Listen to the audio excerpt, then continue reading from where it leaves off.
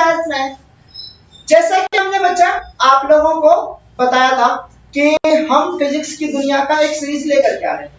इस सीरीज में आपको हमने बताया था कि हम क्लास 9 का, क्लास 10 का, क्लास 12 का, क्लास 11 का पूरा एक कंप्लीट सीरीज लेकर के आ रहे हैं सिर्फ और सिर्फ फिजिक्स का।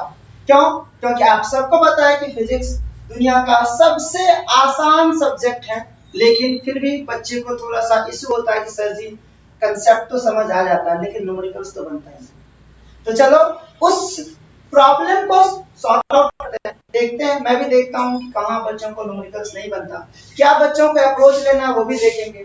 तो बच्चा मैं तो एक ही बात बोलूंगा कि ना गिन कर सिखाता हूँ ना तौल कर सिखाता हूँ, मैं एचके वर्मा हूँ जनाब, फिजिक्स को दिल खोल कर सिखाता हूँ। तो चलिए बने रहिए हमारे साथ और करते हैं बिना टाइम गंवाए आज आपका क्लास 12 का पहला क्लास स्टार्ट करते हैं। तो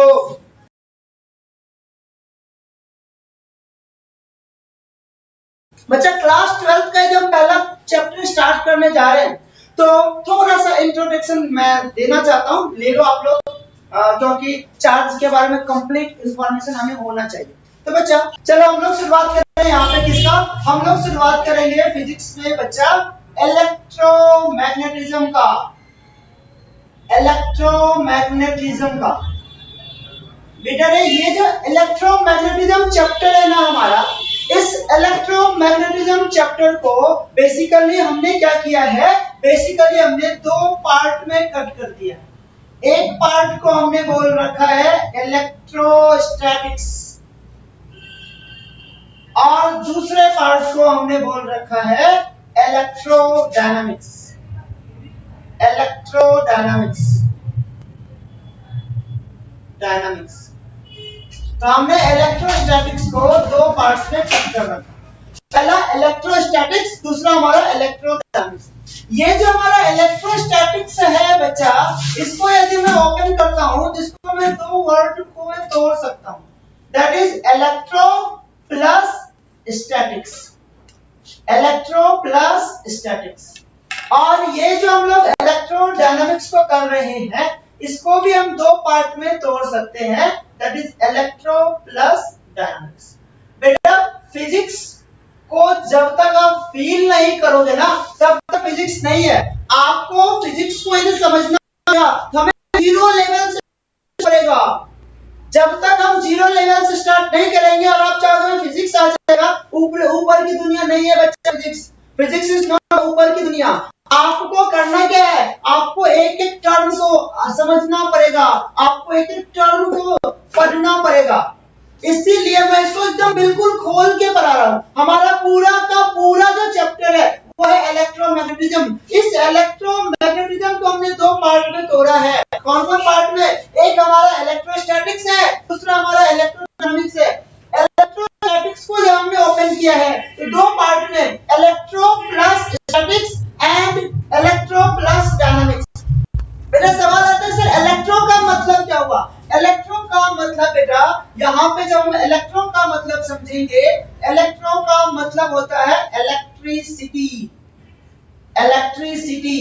एंड स्टैटिक्स का मतलब होता है बच्चा स्टेशनरी, इसका मतलब होता है बच्चा स्टेशनरी। इलेक्ट्रोडायनामिक्स का क्या मतलब हुआ? इलेक्ट्रोडायनामिक्स का मतलब हुआ इलेक्ट्रिसिटी। इलेक्ट्रो का मतलब इलेक्ट्रिसिटी और डायनामिक्स का मतलब इन मोशन, इन मोशन। बेटा यदि हम इलेक्ट्रिसिटी को ओपन करें, इलेक्ट्रिसिटी का मतलब हो जाता है चार्ज और स्टेशनरी का मतलब हो जाता है एट रेस्ट, एट रेस्ट। यदि हम यहाँ पे इलेक्ट्रिसिटी को समझेंगे बच्चा, तो इलेक्ट्रिसिटी का मतलब हो जाता है यहाँ पे चार्ज और इन मोशन, इन मोशन। तो यहाँ पे बच्चा हम लोग किसके बारे में बात करेंगे? हम लोग चार्ज के रेस्ट और हम लोग चार्ज के मोशन के बारे में बात करेंगे हम लोग। तो चलो अब इसको हम लोग डिफाइन करते हैं, टाइम लैग नहीं होगा हमारे पास। इसका डेफिनेशन, अब यदि हमें कोई इलेक्ट्रोस्टैट्स का डेफिनेशन बोलेगा तो हम बिना किसी चीज को रेक्टिफिकेशन किए इजी गोइंग हम लोग इसका डेफिनेशन कर लेंगे, है ना। तो कैसे डेफिनेशन करेंगे, हम बोलेंगे बच्चा, क्या बोलेंगे, हम बोलेंगे the branch of physics, the branch of physics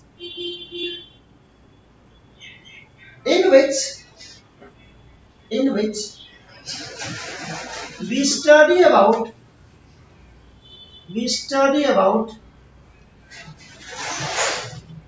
the property of charge,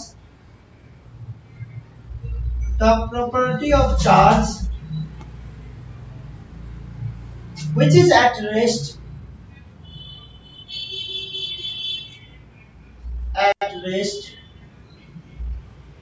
are called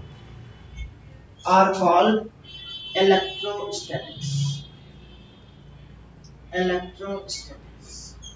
ठीक है। क्या बोलेंगे, फिजिक्स का वह ब्रांच जिस ब्रांच में हम लोग चार्ज के रेस्ट के बारे में पढ़ते हैं उसको हम लोग क्या कहेंगे, उसको हम लोग इलेक्ट्रोस्टैटिक्स कहेंगे। इलेक्ट्रोडायनामिक्स का भी डेफिनेशन हम लोग इजी गोइंग लिख लेंगे बिना किसी रेक्टिफिकेशन के। कैसे लिखेंगे बच्चा, हम यहां भी लिखेंगे कि the branch of physics,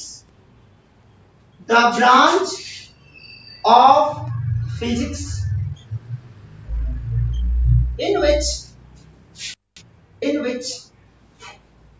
we study about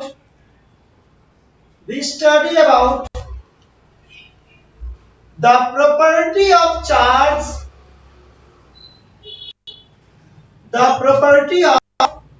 charge,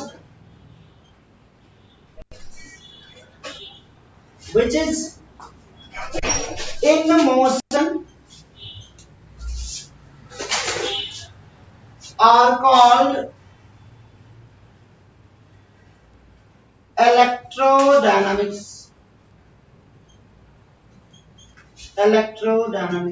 तो बेसिक इंट्रोडक्शन देखो हमारा बिल्कुल क्लियर है, बिना किसी रेक्टिफिकेशन के हमें यदि इतना इंफॉर्मेशन हो गया तो इलेक्ट्रोस्टैटिक्स और इलेक्ट्रोडायनामिक्स का डेफिनेशन इजीली याद कर लेंगे।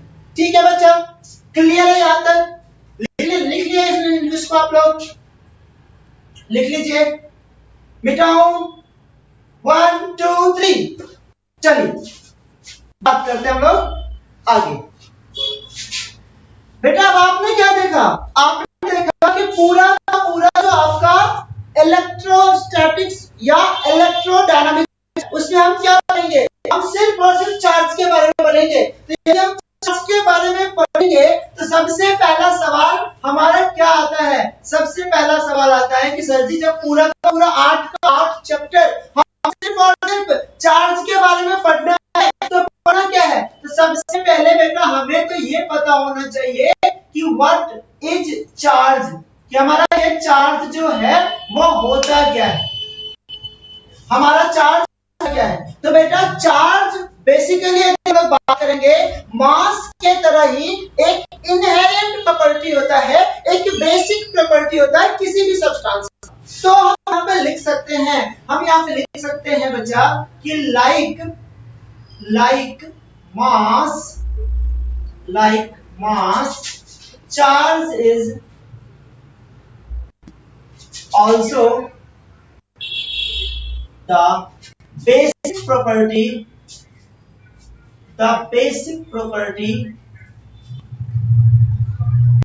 of any substance। किसी भी सब्सटेंस का क्या है, हमारा एक बेसिक प्रॉपर्टी। ठीक है, अब यहाँ पे एक और सवाल आता है कि ये चार्ज का सर आपने दो प्रॉपर्टी बताया, यहाँ पे चार्ज का आपने दो प्रॉपर्टी बताया। क्या, एक आपने चार्ज का जो प्रॉपर्टी बताया वो बताया आपने चार्ज का कि चार्ज का एक होता है रेस्ट वाला प्रॉपर्टी, एट रेस्ट। दूसरा आपने बताया इन मोशन वाला प्रॉपर्टी कि चार्ज का दो चीज होता है, एक चार्ज रेस्ट में होता है, दूसरा चार्ज मोशन में होता है। अब सवाल आता है जब चार्ज रेस्ट में होता है उस टाइम पे हमें क्या पढ़ना, और जब चार्ज मोशन में होता है तब हमें क्या पढ़ना। तो बेटा जब चार्ज हमारा रेस्ट में होता है तो उसमें हम लोग सिर्फ और सिर्फ स्टडी करते हैं इलेक्ट्रिक फील्ड के बारे में। तो यहां पे हम लोग ओनली स्टडी अबाउट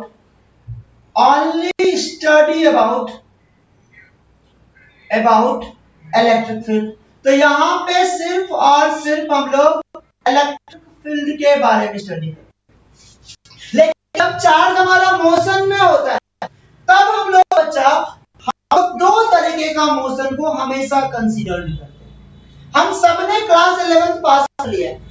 आपने जब क्लास 11th में पढ़ा होगा आपने देखा होगा कि भाई एक्सीलरेशन इज इक्वल टू 0 पे भी मोशन होता है जिसको हम यूनिफॉर्म मोशन कहते हैं। आपने पढ़ा acceleration is not equal to 0 पे भी मोशन होता है जिसको हम लोग यूनिफॉर्म एक्सीलरेटेड मोशन कहते हैं। तो ये हमारा क्या हो जाएगा बच्चा, ये हमारा हो जाएगा uniform motion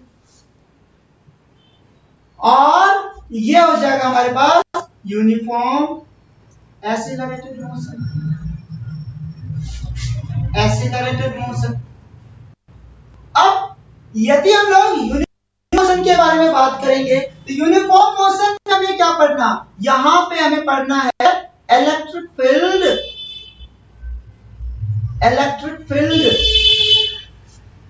as well as magnetic field के बारे में। और जब हम लोग यूनिफॉर्म एक्सीलरेटेड मोशन में तो यहां पे बच्चा हम इलेक्ट्रिक फील्ड तो पढ़ेंगे ही पढ़ेंगे, हम यहां पे मैग्नेटिक फील्ड भी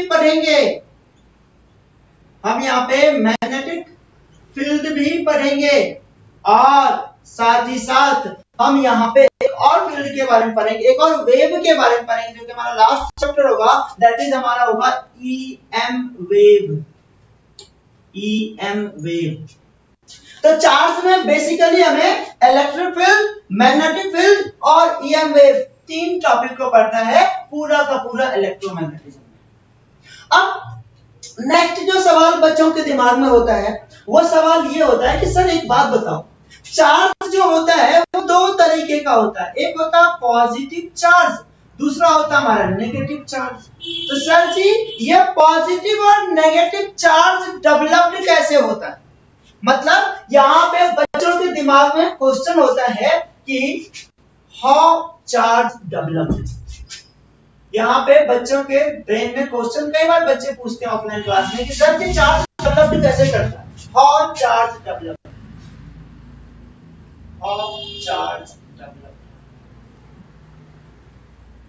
तो बेटा यदि हम चार्ज डेवलप्ड के बारे में समझेंगे तो हमें थोड़ा सा केमिस्ट्री को समझना पड़ेगा। चलो आओ एग्जांपल लेते हैं किसी भी एटम का, किसका बताओ। चलो एक सबको नोन है ना, सबके नोन में क्या सोडियम एटम के बारे में सबको पता होगा। चलो हम एक एग्जांपल लेते हैं किसका, एक एग्जांपल लेते हैं बेटा सोडियम एटम का। हमें पता है सोडियम एटम में बच्चा यहाँ पे जो नंबर ऑफ इलेक्ट्रॉन होता है वो 11 है, जो नंबर ऑफ प्रोटॉन होता है वो भी 11 होता है, और यहाँ पे वही उसका एटॉमिक नंबर होता है। इतना बेसिक केमिस्ट्री हमें आता है, क्या हमें आता है कि sir ji atomic number is equal to होता है हमारे पास number of electron is equal to होता है हमारे पास नंबर ऑफ प्रोटॉन। इतना बेसिक केमिस्ट्री हमारा आता है। यदि यहाँ पे इसका एटॉमिक नंबर 11 है, इसमें नंबर ऑफ इलेक्ट्रॉन भी 11 होगा, इसमें नंबर ऑफ प्रोटॉन होगा। एक स्ट्रक्चर बना ले इसका, चलो स्ट्रक्चर बना बेटा। यहाँ पे ये हमारा न्यूक्लियस होगा। हमें पता है कि सर जी फर्स्ट सेल में क्या होता है बेटा जी, तो फर्स्ट सेल में हमारा 2 नंबर ऑफ इलेक्ट्रॉन होता है, यहाँ पे हमने 1 इलेक्ट्रॉन 2 इलेक्ट्रॉन। सेकेंड सेल में कितना हमें पता है, जब हम सेकेंड सेल के बारे में बात करेंगे तो सेकेंड सेल में 8 नंबर ऑफ इलेक्ट्रॉन होता है, यहाँ पे 1 2 3 4 5 6 7 8 नंबर ऑफ इलेक्ट्रॉन होता है। यहाँ पे हमारे पास 8 नंबर ऑफ इलेक्ट्रॉन होता है। यदि हम यहाँ पे अब थर्ड सेल का बात करेंगे तो थर्ड सेल में तो एक ही इलेक्ट्रॉन बचा है, थर्ड सेल में हमारा एक ही इलेक्ट्रॉन बचा, थर्ड सेल के पास हमारे पास एक ही इलेक्ट्रॉन बचा। अब हम क्या देख पा रहे हैं यहाँ पे, अभी यहाँ पे हम देख पा रहे हैं कि यहाँ पे जो नंबर ऑफ इलेक्ट्रॉन है वह कितना है, 11। हम क्या देख पा रहे हैं, यहाँ पे हमारे पास नंबर ऑफ प्रोटॉन है, यह भी 11। और बाय कन्वेंशनली हमें पता है ये बात कि ये नेगेटिवली चार्ज होता है और प्रोटॉन पॉजिटिवली चार्ज, मतलब नेगेटिव चार्ज उतना ही पॉजिटिव चार्ज, मतलब ओवरऑल ये क्या हो गया हमारा, न्यूट्रल हो गया। ये हमारा क्या हो गया, न्यूट्रल हो गया। मतलब एटम्स आर ऑलवेज न्यूट्रल, तो भाई एटम पे चार्ज कब डेवलप होगा। अब हमें पता है कि ये जो प्रोटॉन है, यहाँ पे प्रोटॉन तो बाहर निकल नहीं सकता, तो क्या होगा, तो यहाँ से इलेक्ट्रॉन इजेक्ट कर सकता, बाहर निकल सकता। यदि यहाँ से एक इलेक्ट्रॉन निकल गया है यहाँ पे, तो अभी यहाँ पे हमारे पास जो नंबर ऑफ इलेक्ट्रॉन बचा वह तो 10 ही बचा, मतलब जो नेगेटिव चार्ज हुआ वह कितना हुआ, वो 10 हुआ। और यहाँ पे हमारे पास जो नंबर ऑफ प्रोटॉन है वह तो हमारा भी लिख गया। ओवरऑल क्या हो गया, यहाँ पे पॉजिटिव चार्ज हमारा बढ़ गया। तो जब पॉजिटिव चार्ज हमारा बढ़ गया तो यहाँ पे क्या हुआ, पॉजिटिव चार्ज डेवलप हुआ। वैसे ही मान लो जैसे ये यहाँ से निकला, यहाँ फ्री इलेक्ट्रॉन, ऐसे ही फ्री इलेक्ट्रॉन यहाँ पे होगा। अब ये फ्री इलेक्ट्रॉन हमारे इस एटम के पास आ गया।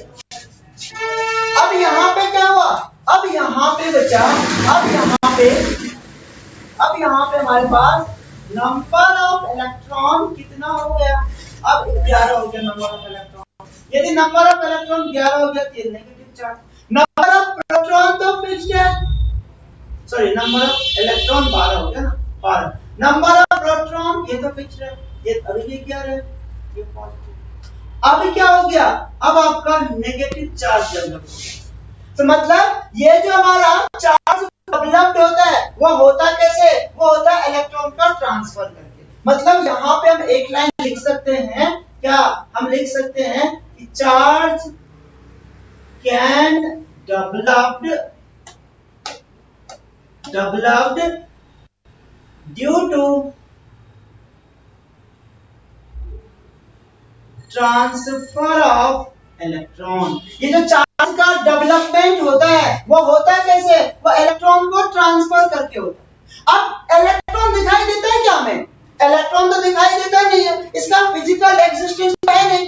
तो भाई यदि फिजिकल एग्जिस्टेंस नहीं है, इलेक्ट्रॉन दिखाई नहीं देता, इसको हम ट्रांसफर करेंगे कैसे। तो उसके लिए क्या है, उसके लिए मेथड ऑफ ट्रांसफर, मेथड है जिस मेथड से हम इलेक्ट्रॉन को ट्रांसफर करेंगे। इतना को पहले आप लिखो, राइट डाउन करो, उसके बाद हम लोग आगे बढ़ो। ठीक है, जल्दी से लिख ले, नोट डाउन कीजिए, मिटा दो इसको, करे आगे, चलो।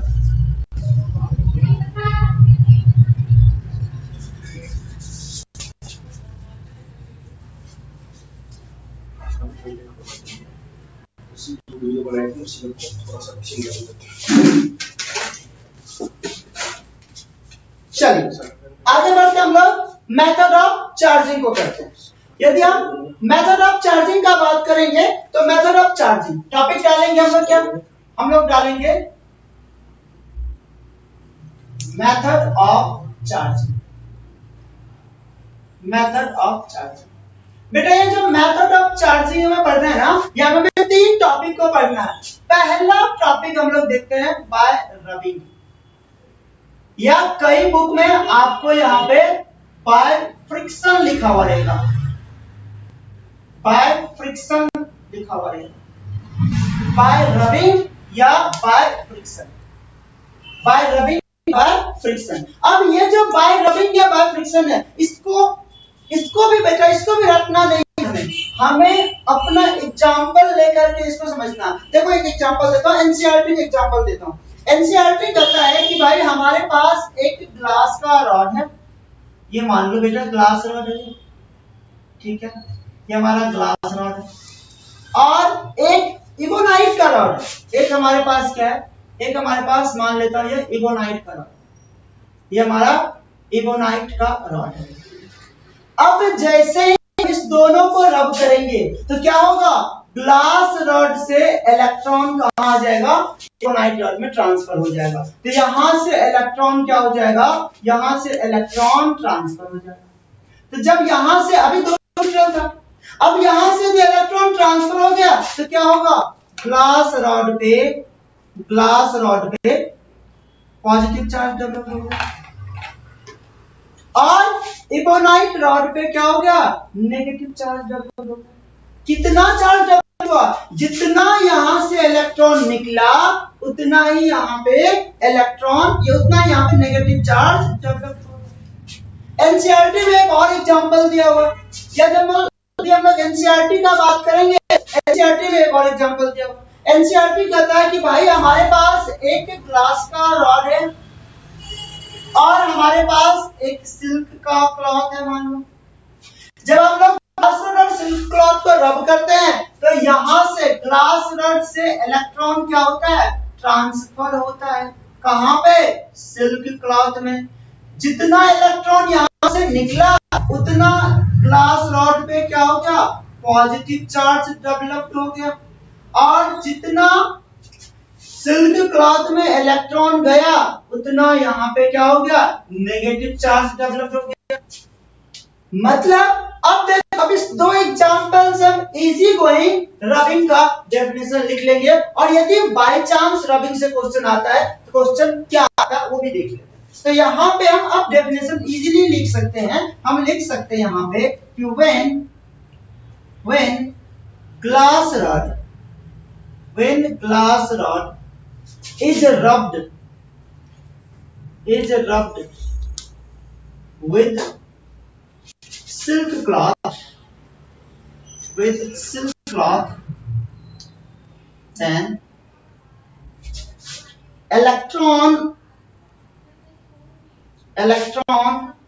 are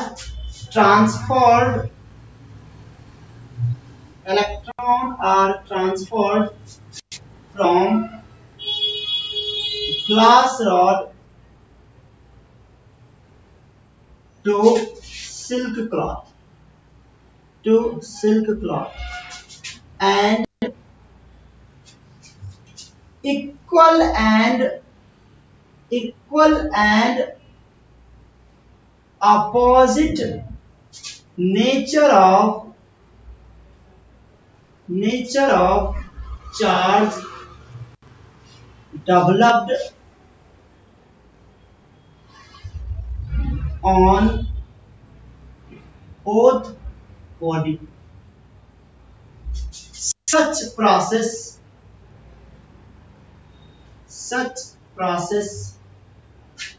are called rubbing. अब देखो, हमने कोई बुक का यूज नहीं किया, जो हमने आपको डेफिनेशन दिया उसी डेफिनेशन से आप इजी गोइंग लिख लो, क्योंकि साइंस में रेक्टिफिकेशन नहीं चलता, बिल्कुल भी नहीं चलता। हमने कुछ नहीं किया ना, हमने आपको इस एग्जांपल के बेसिस पे हमने डेफिनेशन लिखी। अब यहाँ पे बेटा जो क्वेश्चन आता है, वो क्वेश्चन क्या आता है, रबिंग से आपको डेफिनेशन वाला क्वेश्चन आउटडेटेड हो चुका है, एनटीए बहुत आगे बढ़ चुका है। यदि in the worst case question आता भी है, आएगा क्या, आएगा question what will happen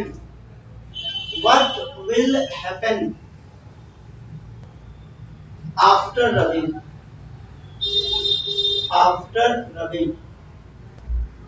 What will happen after rubbing? Rubbing के बाद होता क्या, तो बेटा क्या होगा, देखो आप ही देखो कि अभी ये दोनों बॉडी न्यूट्रल था, जैसे ही रबिंग हुआ यहाँ से इलेक्ट्रॉन निकला, जितना इलेक्ट्रॉन यहाँ से निकला उतना यहाँ पे नेगेटिव चार्ज डेवलप हुआ, जितना इलेक्ट्रॉन यहाँ पे निकला उतना यहाँ पे पॉजिटिव चार्ज डेवलप हुआ। तो इक्वल और अपोजिट नेचर का चार्ज हो रहा है। हम सबको पता है अनलाइक पोल अनलाइक पोल अट्रैक्ट करता है और लाइक पोल रिपेल करता है। यहाँ पे तो अनलाइक पोल बन रहा है ना, तो दोनों में क्या होगा, अट्रैक्शन होगा। तो आफ्टर रबिंग क्या होगा, अट्रैक्शन। यहाँ पे हम इजीली लिख सकते हैं इसका आंसर, आफ्टर रबिंग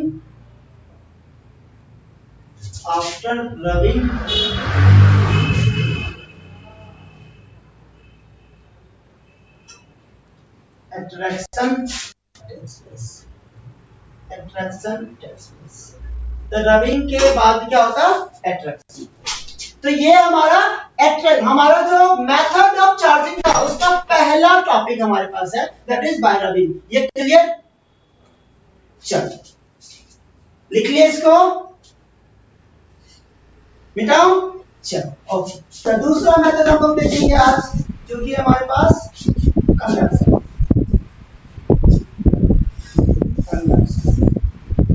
अब कंडक्शन में क्या देखते हैं हम लोग कंडक्शन में ये देखते हैं कि हमारे पास क्या है, हमारे पास एक मान लेते हैं, एक हमारे पास न्यूट्रल ग्लास है, ये हमारे पास न्यूट्रल ग्लास रॉड है, और एक हमारे पास चार्ज ग्लास रॉड है। कोई भी चार्ज आप मान लो, मान लेता हूँ पॉजिटिवली चार्ज ग्लास है, यहाँ पे ये क्या है, ये पॉजिटिवली चार्ज ग्लास है, ये हमारा पॉजिटिवली चार्ज ग्लास है, ठीक है, पॉजिटिवली चार्ज ग्लास है, चार्ज ग्लास है।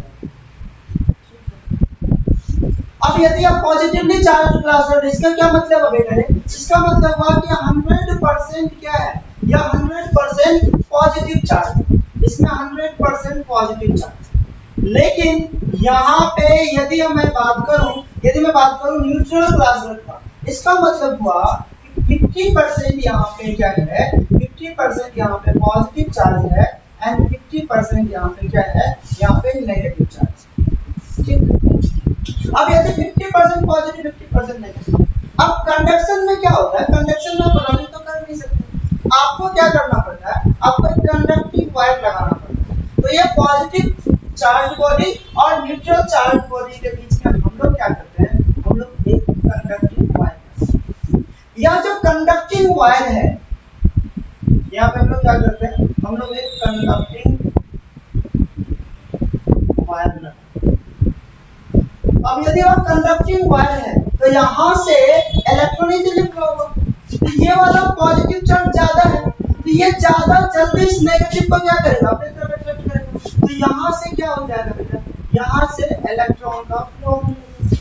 अच्छा, मैक्सिमम कितना इलेक्ट्रॉन फ्लो हो सकता है, 50% हो सकता है, तो कितने को न्यूट्रल करेगा, 50% को तो न्यूट्रल करेगा।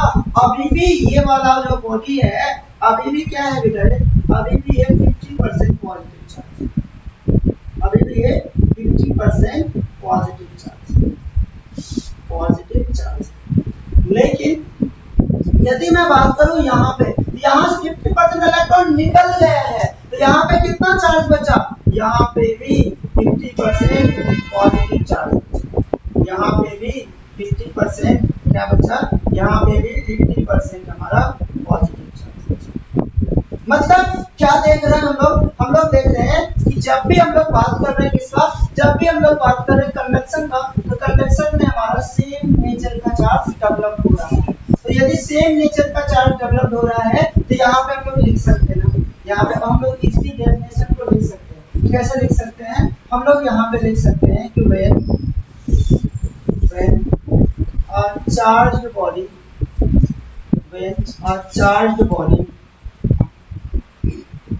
is in contact with an uncharged body, then electron are transferred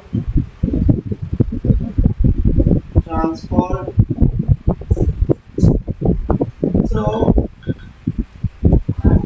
conduction wire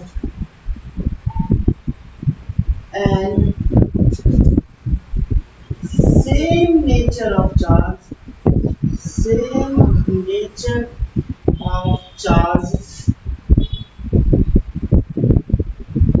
developed on both bodies. Such process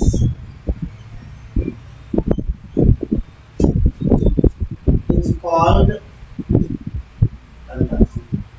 इस प्रोसेस को हम लोग क्या कहेंगे, इस प्रोसेस को हम लोग कंडक्शन।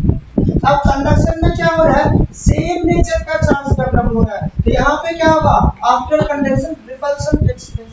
तो यहाँ पे एक क्वेश्चन अराइज हो सकता है क्या भाई, यहाँ पे क्वेश्चन अराइज हो सकता है कि what will happen after conduction. यहाँ पे एक क्वेश्चन हो सकता है what will happen after conduction, what will happen after conduction. तो आफ्टर कंडक्शन क्या हो रहा है, after conduction same region of charge developed,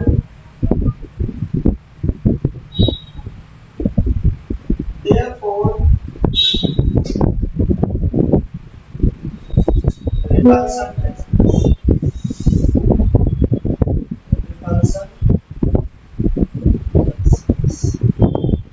conduction के बाद क्या होता है, रिपल्सन टेक्स प्लेस।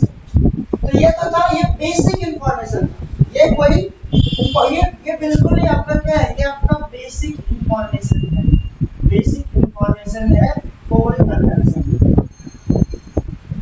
अब क्यों बेसिक इंफॉर्मेशन बता रहा हूँ, इसका एक और फॉर्मेट है जहाँ से आपका न्यूमेरिकल्स अप्रोच आप लेना सीखोगे। यहाँ से हमें न्यूमेरिकल्स बनना स्टार्ट होगा, मतलब इस चैप्टर का जो न्यूमेरिकल अप्रोच है वो इस टॉपिक से होगा। चलिए उस वाले कांसेप्ट को थोड़ा सा समझते हैं हम लोग, उसको कैसे करेंगे। पहले इसको राइट डाउन कर दो, जल्दी से लिखो बेटा इसको। चलो इसका सेकंड अप्रोच देखते हैं, कंडक्शन का हम लोग सेकंड अप्रोच देखते हैं। अब कंडक्शन का जो सेकंड अप्रोच है दैट इज वेरी इंपॉर्टेंट, यहाँ से आपका क्वेश्चन आता है, ये समझने वाला पार्ट है। चलिए आइए समझते हैं इसको। बेटा यहाँ पे मैं क्या करता हूँ, मैं दो स्फीयर लेता हूँ, यहाँ पे एक स्फीयर ले रहा हूँ, यहाँ पे एक स्फीयर ले रहा हूँ।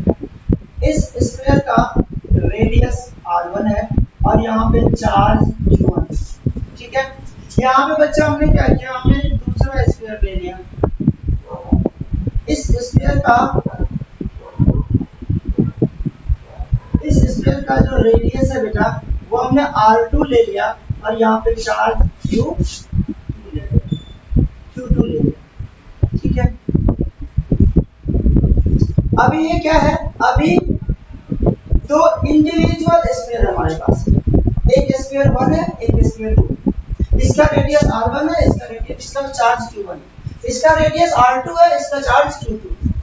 इसका कुछ अपना पोटेंशियल होगा, इसके पास पोटेंशियल VA है, इसके पास पोटेंशियल कुछ V2 है, या इसको मान लो इसके पास पोटेंशियल V1 है, इसके पास पोटेंशियल, दोनों इंडिविजुअल है। अब क्या करता हूँ मैं क्या करता हूँ, इसको ना इस दोनों को कनेक्ट कर देता हूँ एक कंडक्टिंग, इसको मैं कनेक्ट कर देता हूँ बेटा किसके साथ, तो एक कंडक्टिंग वायर के साथ। यहाँ पे हम इस दोनों बॉडी को एक कंडक्टिंग वायर के साथ, यहाँ तक कोई प्रॉब्लम नहीं, कोई परेशानी नहीं। अब यहाँ पे हमें पता, अब जब मैं जैसे दोनों को कंडक्टिंग वायर के साथ ज्वाइन किया, अब यह एक फैमिली बन गया, अब एक सिस्टम बन गया। तो यहाँ पे हमारे पास Q इनिशियल कितना है बेटा, तो यहाँ पे जो Q इनिशियल है दैट इज हमारे पास Q1 प्लस का Q2। लेकिन जैसे ही हमने यहाँ पे क्या किया, जैसे हमने यहाँ पे कंडक्टिंग वायर के साथ टच किया, हमें इतना पता है कि चार्ज का फ्लो होगा। कहां से कहां होगा, या तो यहां से यहां चार्ज का फ्लो होगा, या तो यहां से यहां चार्ज का फ्लो होगा। तो हमें एक बात पता है, we know charge can flow from higher potential to lower. Charge का जो फ्लो होगा वह हायर पोटेंशियल से लोअर पोटेंशियल में होगा। यदि चार्ज का फ्लो हायर पोटेंशियल से लोअर पोटेंशियल में होगा, हमें इतना पता होना चाहिए कि कौन सा हायर पोटेंशियल है कौन सा लोअर पोटेंशियल। तो यहाँ पे तो हमें भी नहीं पता, तो क्या करो, लेट कर लेते हैं हम लोग। यहाँ पे मान लेते हैं कि late V1 is greater than V2। मान लेते हैं कि V1 का पोटेंशियल ज्यादा है और V2 का पोटेंशियल कम है। तो यदि हम लोग ये मानते हैं गिवन का पोटेंशियल ज्यादा है तो यहाँ से चार्ज निकलेगा और चार्ज कहाँ आ जाएगा, यहाँ पे आ जाएगा। इसका मतलब ये वाला जो स्फीयर है इसका चार्ज रिड्यूस होगा और इस वाले स्फीयर का चार्ज इंक्रीज होगा। तो अब कंडीशन क्या होगा, अब कंडीशन ये होगा कि यहाँ से जो हमारा ये वाला स्फीयर है, ये वाला स्फीयर है, रेडियस तो वही रहेगा हमारे पास r1 और यहाँ से जो हमारे पास ये दूसरा वाला स्फीयर है इसका भी रेडियस तो हमारा r2 ही रहेगा। कंडक्टिंग वायर से कनेक्ट है तो कंडक्टिंग वायर से कनेक्ट कर दीजिए, ठीक है। लेकिन यहाँ पे चार्ज क्या हो जाएगा, चार्ज रिड्यूस हो जाएगा। यहाँ का चार्ज घट करके Q1 से मान लेता हूँ Q1 प्राइम हो गया और यहाँ पे चार्ज बढ़ करके Q2 से Q2 प्राइम हो, ठीक है। लेकिन चार्ज का फ्लो होगा कब तक, ये चार्ज का फ्लो तब तक होगा जब तक दोनों का पोटेंशियल बराबर ना हो जाए। एक टाइम ऐसा आएगा जब इसका भी पोटेंशियल भी हो जाएगा और इसका भी पोटेंशियल भी हो जाएगा, ठीक है। मतलब मैं यदि यहाँ पे लिखूं इसको तो मैं यहाँ पे लिख सकता हूँ कि charge can flow till the potential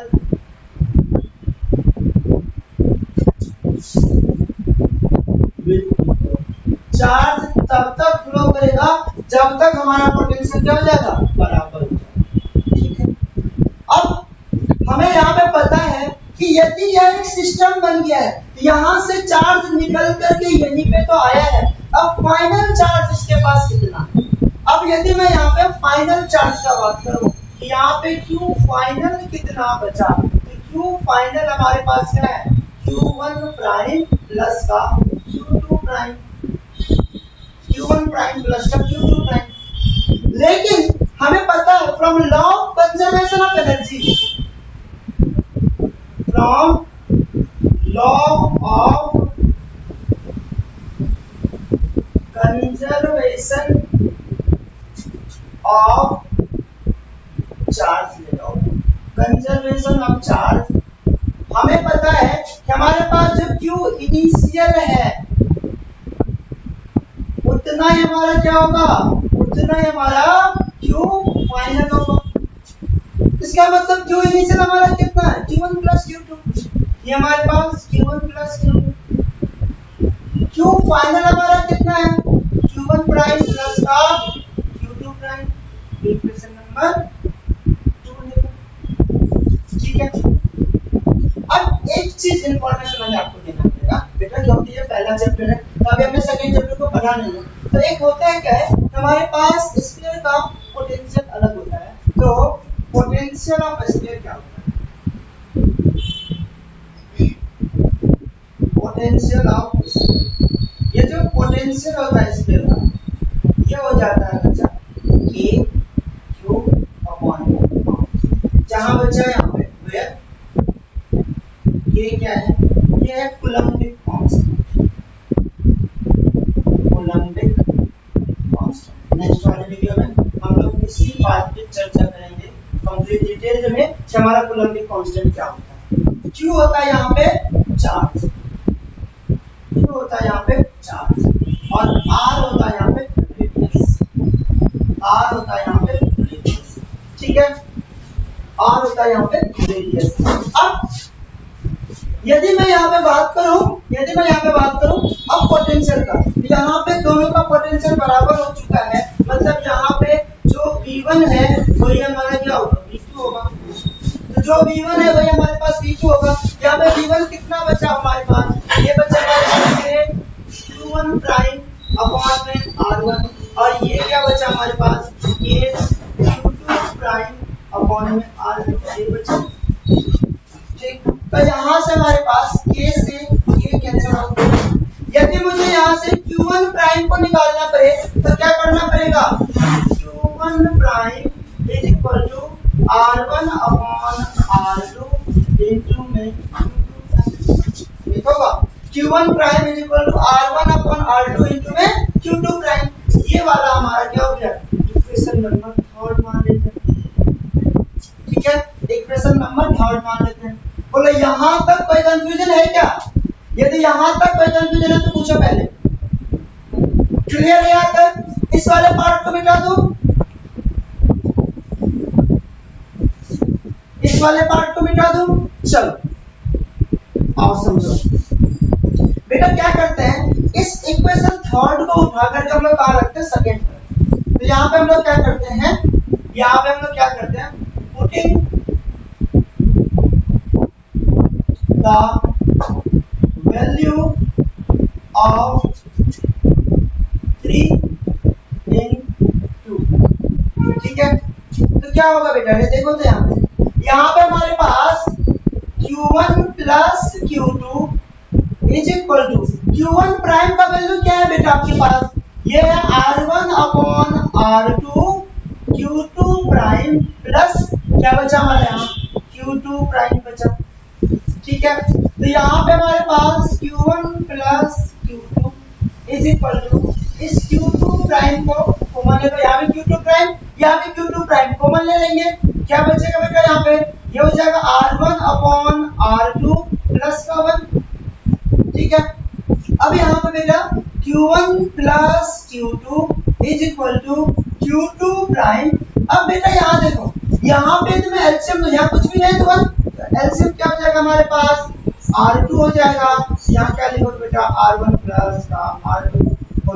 ठीक है, यहाँ तक ठीक है। अब देखिए यहाँ पे, अब यदि आपको यहाँ से Q2 प्राइम निकालना पड़ेगा, इसको उधर ले जाएंगे, उधर ले जाएंगे, ये हमारा क्या हो जाएगा बेटा, ये हो जाएगा Q2 prime is equal to R2 upon में R1 प्लस R2 इनटू में Q1 प्लस।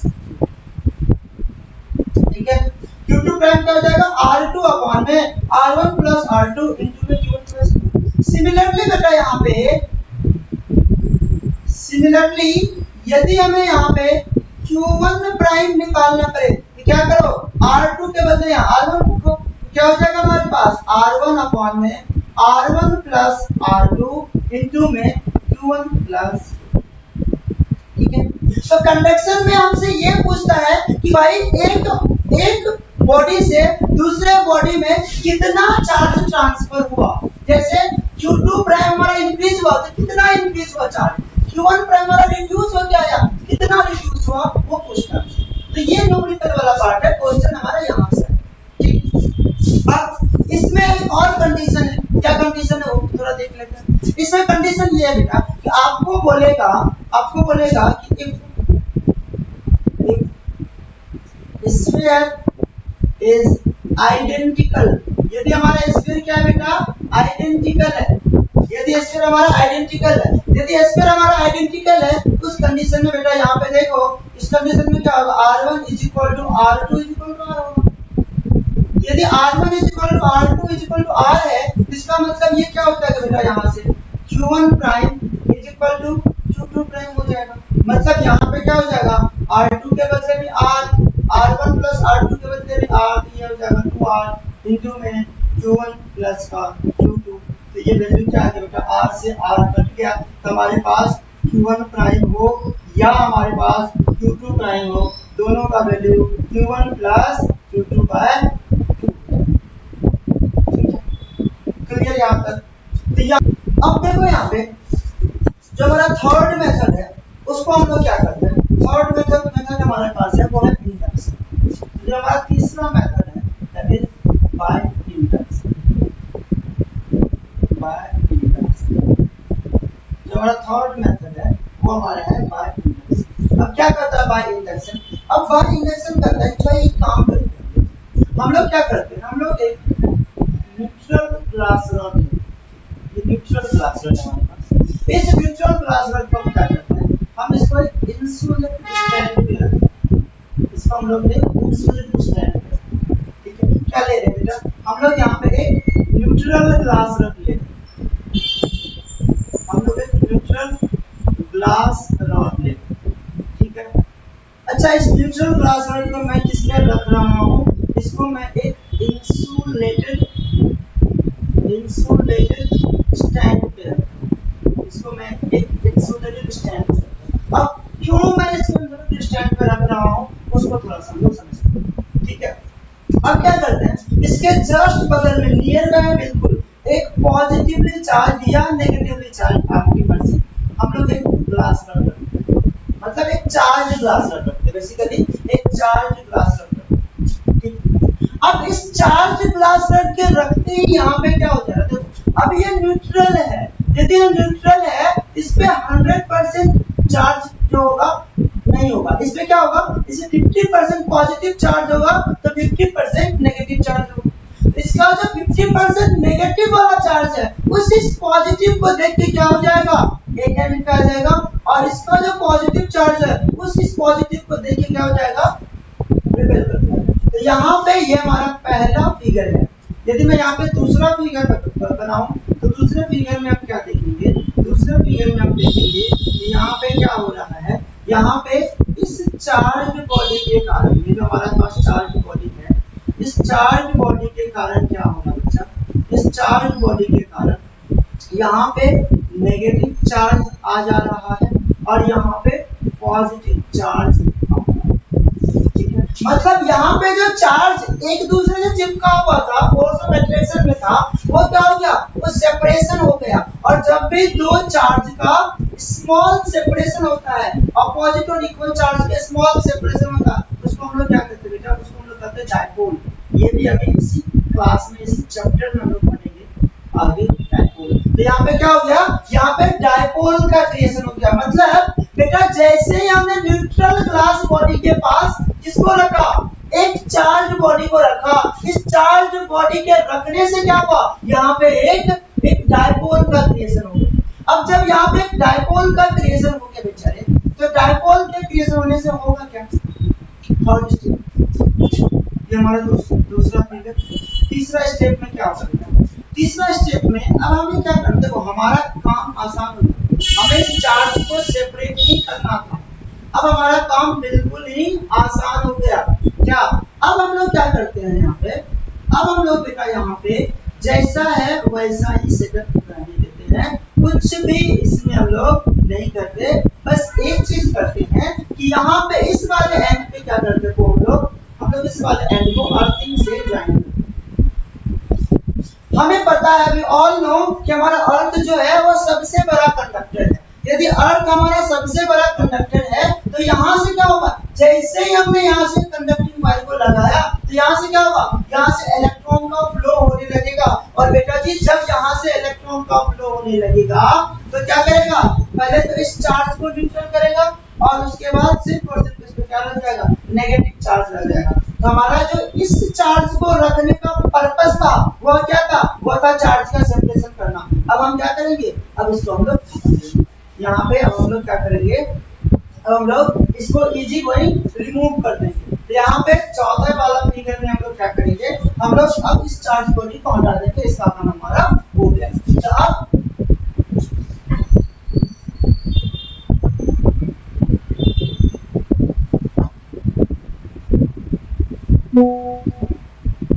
इसको अभी रखें, ठीक है, अर्थिंग को रखें, तो यहाँ से इलेक्ट्रॉन का फ्लो हो रहा है और ये वाला चार्ज को हमने हटा दिया। अब क्या होगा, सिर्फ और सिर्फ यहाँ पे नेगेटिव चार्ज ही तो है, यहाँ पे सिर्फ और सिर्फ नेगेटिव चार्ज तो है।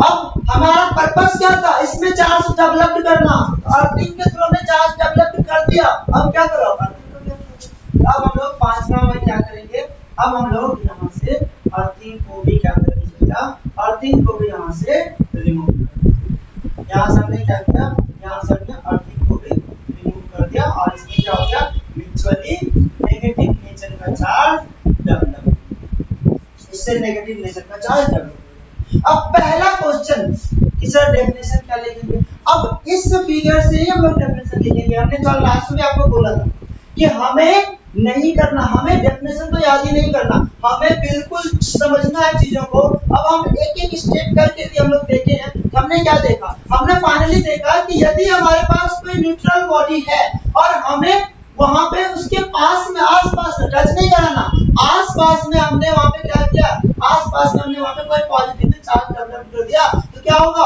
अपोजिट नेचर का चार्ज डेवलप हो रहा है। इसी चीज को लिख लेना यहाँ पे, तो यही पे हम लोग लिख सकते हैं, when a charged body is kept when a charged body is kept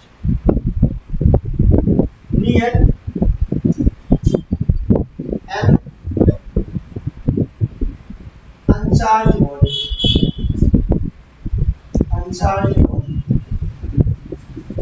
Then opposite nature of charge develop. Then opposite nature of charge develop. Such process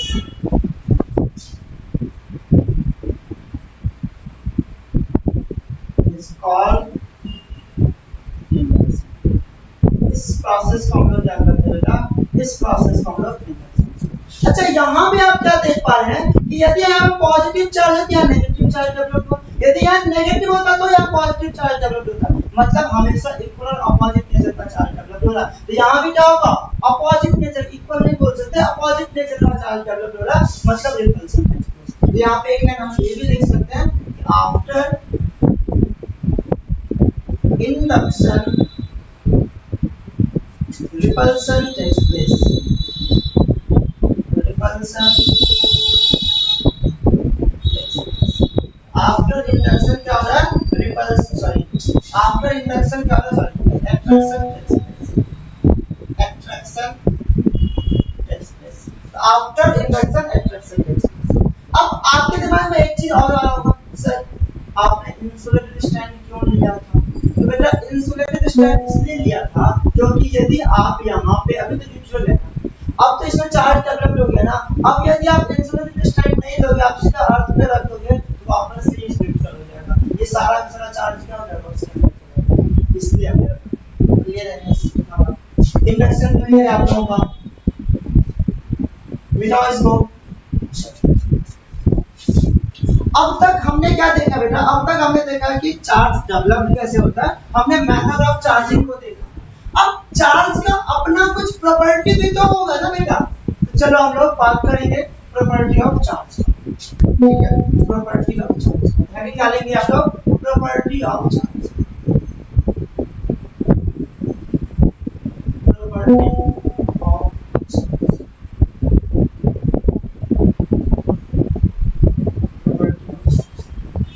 अब यदि हम लोग प्रॉपर्टी ऑफ चार्ज का बारे में बात करेंगे तो सबसे पहला प्रॉपर्टी क्या हमारे पास, चार्ज का सबसे पहला प्रॉपर्टी है कि चार्ज जो होता है वह इनवेरिएंट, चार्ज इज इनवेरिएंट, पहला प्रॉपर्टी हमारे पास है चार्ज इज इनवेरिएंट। चार्ज हमारा क्या होता है, चार्ज हमारा इनवेरिएंट होता है, चार्ज हमारा इनवेरिएंट, चार्ज हमारा इनवेरिएंट होता है। अब चार्ज हमारा इनवेरिएंट होता है का मतलब यहाँ पे इसका मतलब क्या है, चार्ज इनवेरिएंट का मतलब क्या है, देखो मास वेरी करता है प्लेस टू प्लेस, लेकिन चार्ज हमारा वेरी नहीं करता, इसका मतलब हुआ इट मींस चार्ज बड़ा लिखो सर थोड़ा, कैन नॉट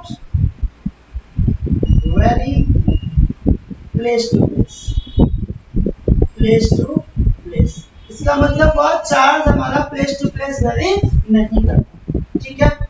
दूसरा क्या हमारे पास, दूसरा प्रॉपर्टी क्या हमारे पास, चार्ज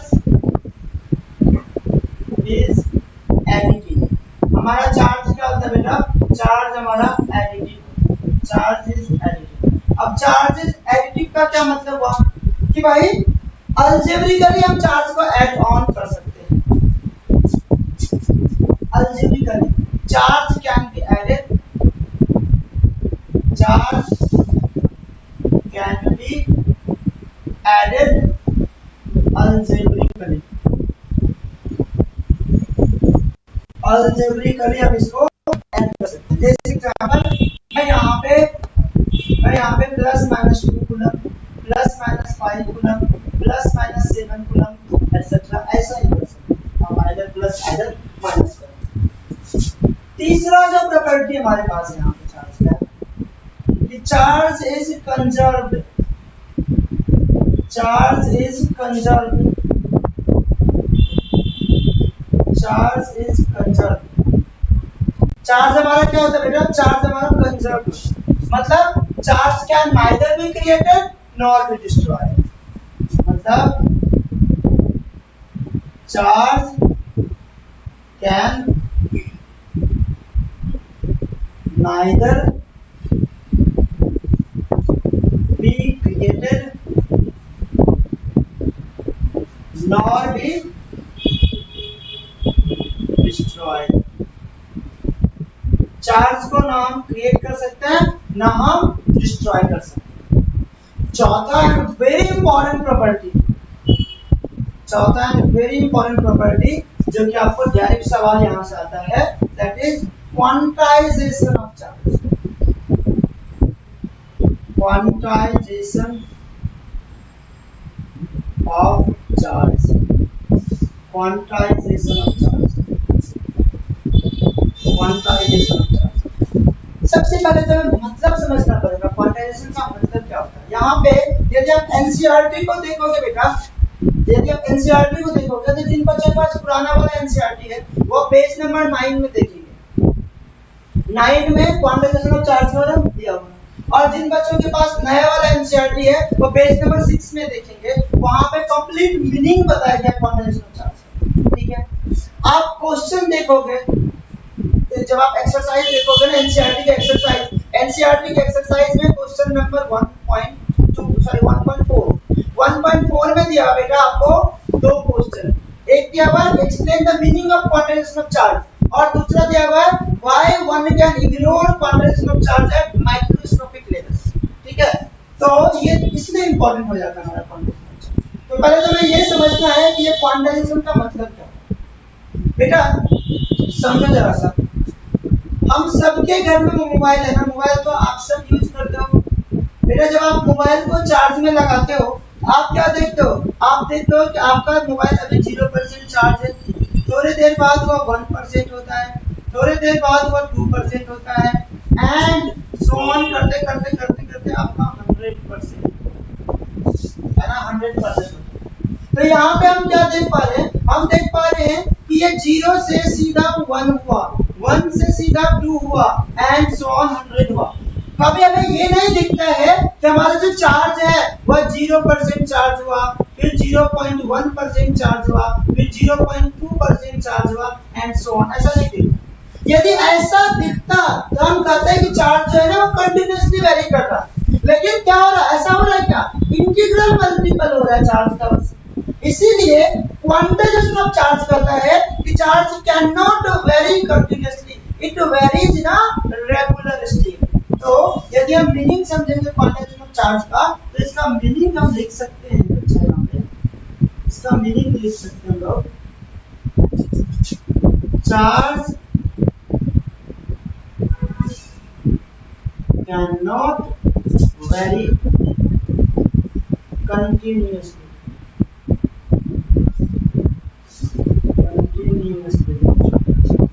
it varies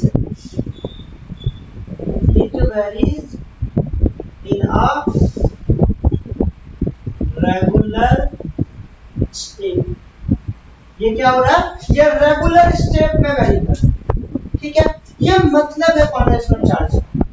अब रेगुलर इंटरवल में वेरी कर रहा है मतलब इंटीग्रल मल्टीपल हो रहा है। हम लिख सकते हैं भाई कि Q is equal two plus minus n, जहाँ पे n क्या हो गया, इंटीजर हो गया, और e क्या हो गया, इलेक्ट्रॉन हो गया। जहाँ पे n क्या हो गया, इंटीजर हो गया, और e क्या हो गया, इलेक्ट्रॉन हो गया। This is the formula of charge. ठीक है, अब दूसरा क्वेश्चन जो हमारे पास है कि हम क्यों इग्नोर करते हैं क्वांटाइजेशन ऑफ चार्ज को मैक्रोस्कोपिक लेवल पे। बेटा मैक्रोस्कोपिक लेवल काफी लार्ज स्केल होता है, और जो आपका जो वैल्यू होता है इलेक्ट्रॉन का, that is very small, 1.6 into 10⁻⁻19 coulomb, बहुत छोटा वैल्यू, इसलिए हम लोग इसको इग्नोर करते हैं। ठीक है, तो दिस इज द प्रॉपर्टी। इस प्रॉपर्टी में सबसे ज्यादा इंपॉर्टेंट प्रॉपर्टी क्या है, क्वांटाइजेशन ऑफ चार्ज। क्लियर, इसको चलो आओ जरा सा हम लोग इसके बाद बात करेंगे यूनिट ऑफ चार्ज। ठीक है, unit of charge.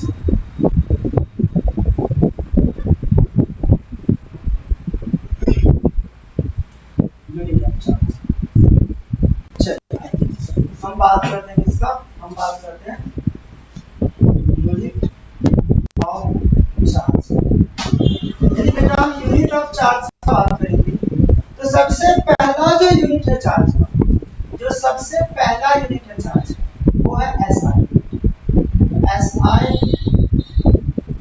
Unit of charge. ये जो एसआई यूनिट है चार्ज का वो क्या है बेटा, वो है कूलम। एसआई यूनिट क्या है, दैट इज कूलम। इसको हम लोग सी से लिखते हैं। ठीक है, एसआई यूनिट है कूलम, इसको हम लोग सी से लिखते हैं। दूसरा हमारे पास CGS unit of charge. Charge का जो सीजीएस यूनिट है बेटा वो क्या है, वो है स्टेट कूलम। ये क्या हमारा, ये हमारे पास है स्टेट कूलम। State coulomb. अब यहाँ पे आएगा कि भाई रिलेशन क्या होता है स्टेट कूलम और हमारा इसमें, तो बेटा वन स्टेट कूलम, याद रखेंगे, one stat coulomb is equal to 1/3 into 10 to the power 9 coulomb. One stat coulomb is equal to क्या होता है, 1/3 into 10 to the power 9 coulomb. 1/3 into 10 to the power 9 coulomb. ठीक है, तीसरा जो यूनिट होता है हमारा, तीसरा जो यूनिट होता है वो होता है electro magnetic unit. Electromagnetic unit, जो हमारा इलेक्ट्रोमैग्नेटिक यूनिट होता है बेटा वो होता है एबी कूलम। जो होता है एबी कूलम। अब एबी कूलम क्या है हमारा, एबी कूलम। अब एबी कूलम मतलब एब इनिशियो है, साइंटिस्ट का नाम था बेटा। तो यहाँ पे हमारा जो one ab coulomb is equal to होता है बेटा 10 स्टेट कूलम। 10 स्टेट कूलम या 10 कूलम लिख लो, 10 कूलम, 10 कूलम। ये तो हमारा इंफॉर्मेशन के लिए यूनिट ऑफ चार्ज होता है। दूसरा हमारा प्रैक्टिकल यूनिट होता है चार्ज। प्रैक्टिकल यूनिट क्या होता है charge, practical unit of charge. Practical unit of charge ये होता है बेटा एम्पियर आवर। ये क्या होता है हमारा, ये होता है हमारे पास एम्पियर आवर। एम्पियर आवर, ठीक है, एम्पियर आवर। प्रैक्टिकल यूनिट क्या होता है बेटा हमारा एम्पियर आवर, जो कि होता है 3600 एम्पियर आवर। कितना होता है बेटा हमारा 3600 एम्पियर।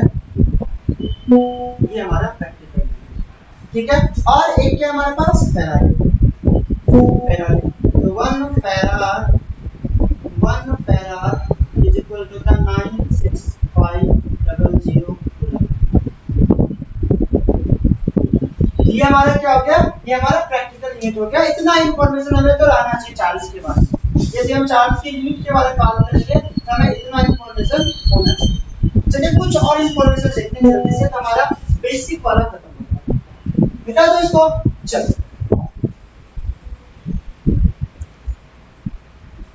अब कुछ इंफॉर्मेशन जल्दी से देख लेते हैं हम लोग।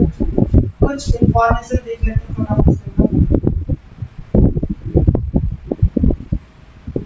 कुछ इंफॉर्मेशन देख लेते हैं जो कि हमें काम आएगा अपकमिंग लेक्चर में। बेटा जो चार्ज ऑफ इलेक्ट्रॉन होता है, चार्ज ऑफ इलेक्ट्रॉन होता है वो हो जाता है हमारा माइनस का 1.6 into 10 to the power -19 coulomb. ठीक है, जो हमारे पास चार्ज ऑफ प्रोटॉन होता है वो होता है प्लस का 1.6 into 10 to the power minus 19 coulomb. ठीक है, जो हमारे पास मास ऑफ इलेक्ट्रॉन होता है, मास ऑफ इलेक्ट्रॉन होता है वो होता है 9.1 into 10 raised to power minus 31 kg। आप ग्राम में कन्वर्ट करना चाहो तो ग्राम में कर लो। और mass of proton, mass of proton ये होता है 1.66 into 10 to the power minus 27 kg। और मास ऑफ न्यूट्रॉन, न्यूट्रॉन ये होता है 1.67 into 10 to the power minus 27 kg। बेटा यहाँ पे मास ऑफ प्रोटॉन और मास ऑफ न्यूट्रॉन, जो मास ऑफ न्यूट्रॉन होता है वह ग्रेटर देन इक्वल टू होता है मास ऑफ प्रोटॉन। ठीक है, ये तो इतना बेसिक इंफॉर्मेशन ही आपको रखना ही रखना पड़ेगा यार, हर जगह काम है। कुछ इंफॉर्मेशन जल्दी से और देख लीजिए। हमारा बच्चा 1 माइक्रोकूलम का जो वैल्यू होता है वो होता है 10 to the power minus 6 coulomb. ठीक है, 1 मिली कूलम का जो वैल्यू होता है वो होता है 10 to the power minus 3 coulomb. 1 nano coulomb का जो वैल्यू होता है वो होता है 10 to the power minus 9 coulomb. 1 pico coulomb का जो वैल्यू होता है वो होता है 10 to the power minus 12 coulomb. And 1 फेरो कूलम का जो वैल्यू होता है वो होता है 10 to the power minus 3। ठीक है, इतना इंफॉर्मेशन आपको याद रखना है। क्लियर? तो हमारा जो पहला क्लास है जो कि हमने पूरा का पूरा इंफॉर्मेशन आपको चार्ज के बारे में दिया हुआ वो हमारा कंप्लीट हो गया। अब हम लोग क्या करेंगे नेक्स्ट वाले क्लास में, हम लोग अभी जैसे हमने क्वांटिटी ऑफ चार्ज पे क्वेश्चन करना है, हमें कन्वेक्शन वाले पे क्वेश्चन करना, वो क्वेश्चन हमने नहीं किया तो उसका जो भी आज यदि क्वेश्चन करने हैं काफी लंबा लेक्चर आपका हो जाएगा। ठीक है, तो नेक्स्ट वीडियो में पहले ये क्वेश्चन करेंगे और नेक्स्ट क्लास हम लोग कूलम्स लॉ को कंप्लीट करेंगे। ठीक है, तब तक के लिए